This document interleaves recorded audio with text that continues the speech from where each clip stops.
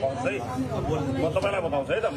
मैले हिजोको एउटा कार्यक्रममा पनि बताएको थिएँ, तपाईँहरूको नाममा, सुकुम्बासीको नाममा, भूमिहीनको नाममा जुन राजनीति वर्षौंसम्म चलेको छ, यसलाई कानून बनाएर कानूनी माध्यमबाट जे हुन्छ त्यही गरेर मेरो कार्यकर्ता भए या अर्को कुनै पार्टीको कार्यकर्ता भए पाउने नभए नपाउने बनाएर होइन, कानूनले जे भन्छ त्यही। यदि गलत तरिकाले गरिएको छ भने त्यसलाई कानून सच्याएर भए पनि पाउनुपर्ने मान्छे, सुन्नुहोस् है, कानूनले दिनुपर्ने भनेको मान्छेलाई यो टपिकलाई, यो विषयलाई सदाका लागि यो पसल छ नि, जुन यो भोट ब्याङ्कको पसल, यसलाई बन्द गर्ने मैले वचन हिजो पनि दिएको छु। यो चुनावी सभा नभएको हुनाले घोषणापत्र, पार्टीको भाषापत्रमा लेखेर हामी यो कुरालाई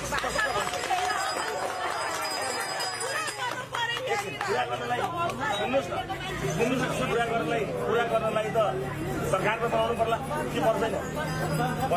यसै कारण यसपटक हामीले के भनेको भने एकपटक 5 वर्ष काम गर्ने गरी तपाईँहरूले सुनाउनुहोस्। म तपाईँलाई गैर कानुनी काम गर्छु म भन्न सक्दिनँ।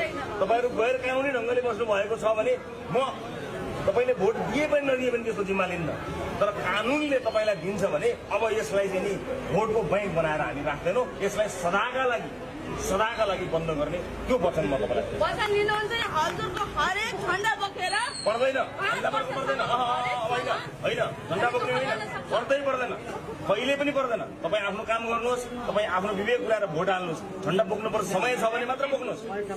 मेरो झण्डा बोकेका कारणले तपाईँको काम हुने होइन, कानूनले दिने भएर तपाईँको काम हुने हो। कानूनले दिएन तपाईँको हुँदैन, कानूनले दिन्छ गर्छौँ, तर यसलाई भोट बैंक बनाएर भोट माग्ने भाडो हामी बनाउँदैन है।